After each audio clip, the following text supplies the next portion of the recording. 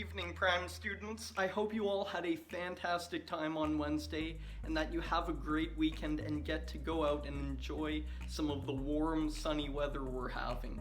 So, on Wednesday, we talked about the exciting and surprising nature of the kingdom of God and what it looks like when that comes down here on earth.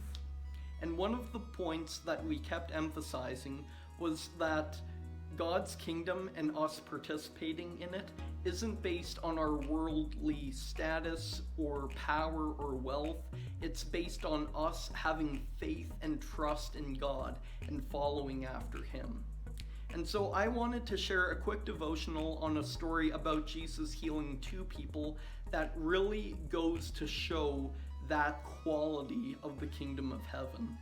And so this story comes out of Mark chapter 5. It is verses 21 to 43. So if you want to pause the video now, you can go and read that. Otherwise, I'm just going to give a quick informal summary of it. So at the beginning of the story, Jesus and his disciples have just gotten back from this area called the Gerasenes, which was a mainly Gentile, so non-Jewish area.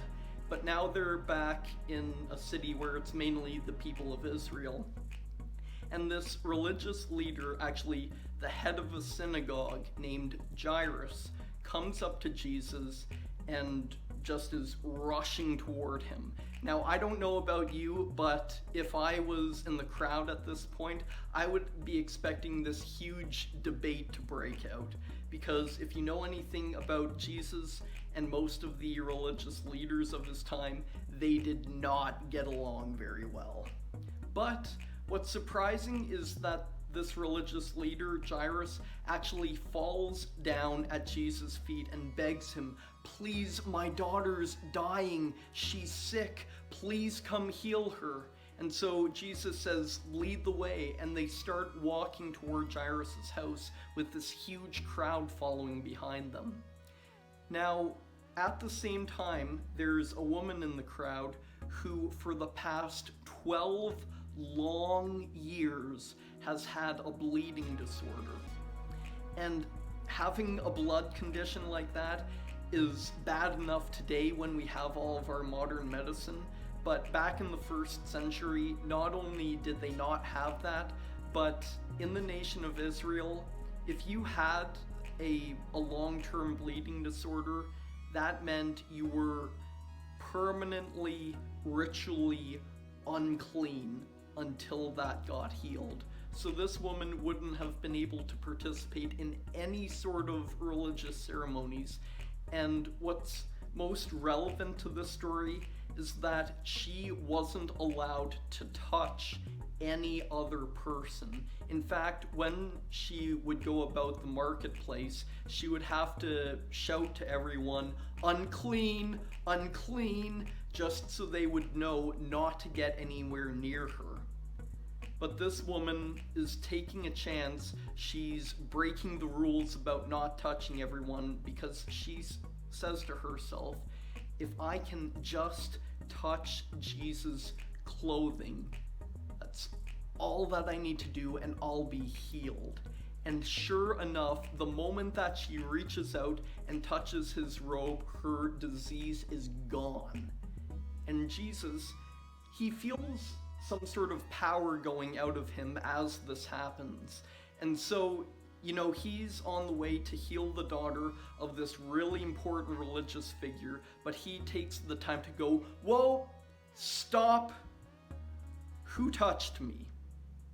And the disciples are going, "Jesus, there's a huge crowd following behind you, and we don't have social distancing rules right now, so of course people are gonna touch you. What are you talking about?" But he insists, and this woman comes forward and explains to him what happened. Now, remember a minute ago I mentioned how normally if this woman reached out and touched another person, they would become unclean like she was? Well, in this case, the opposite had happened. She had become clean like Jesus was by reaching out and touching him. And Jesus says to her, your faith has made you well." Now, a moment later, a servant of Jairus, the synagogue leader, comes up and says, "Sir, your daughter has died. Don't bother troubling this teacher anymore." But Jesus says to him, "Do not fear, only believe." And so Jairus and Jesus and a few of Jesus's closest disciples go into Jairus's house, go up to the room where his daughter is lying dead, and Jesus raises her back to life. And so I think there are two main takeaways that we can get from this passage. Number one is that when God sets out to do something, nothing's gonna stop him. In this case, even the death of the person he was going to heal. And so, if God has promised something, you can rest assured that it doesn't matter what troubles or obstacles or barriers come in the way of that happening. God is going to push through, and he will always find a way to make his promises come true.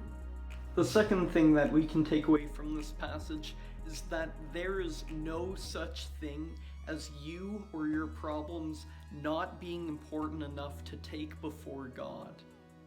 As I mentioned a minute ago, Jesus was on the way to heal the daughter of this extremely important religious leader. And meanwhile, this woman who would have been rejected by her community for years comes up and not only gets healed by him, but then Jesus takes the time to hit pause on his main operation and commend her for her faith. And so if you're ever thinking to yourself, why should I bother praying about what I'm going through to God? Doesn't he have COVID-19 to deal with? Doesn't he have huge world disasters to deal with? Doesn't he have much bigger things to deal with than what I'm going through? And you know what? Yeah, he does. But he's also willing and able to take the time to address specifically you in whatever you're dealing with right now. That is the amazing nature of God's heavenly kingdom of love and redemption and liberation coming down to earth. So let's rejoice that we're a part of this kingdom.